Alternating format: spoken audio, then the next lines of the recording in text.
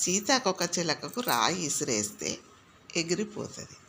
అదే తేనెటీగకేసి చూడు, మనం పరిగెత్తాలి తేనెటీగకేసి చూస్తే.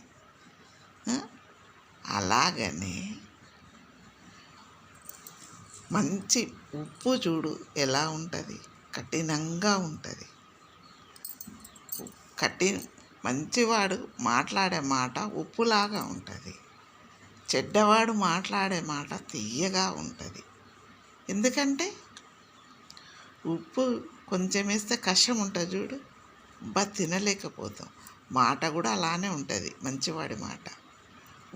చక్కెర చూడు ఎంత వేసి తీయగా ఉంటుంది, వాడు తీయ మాటలు.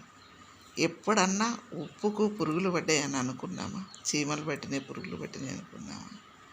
చక్కెరకు చీమలు పడతాయా? పట్టవా? కానీ చక్కెర మాట్లాడేవాడు ఎప్పుడు కానీ తీయ మాటలు పెట్టి మోసం చేస్తాడు. కఠినంగా మాట్లాడేవాడు మంచి మాటలు మాట్లాడతాడు. అవునా కదా? గ్రహించండి.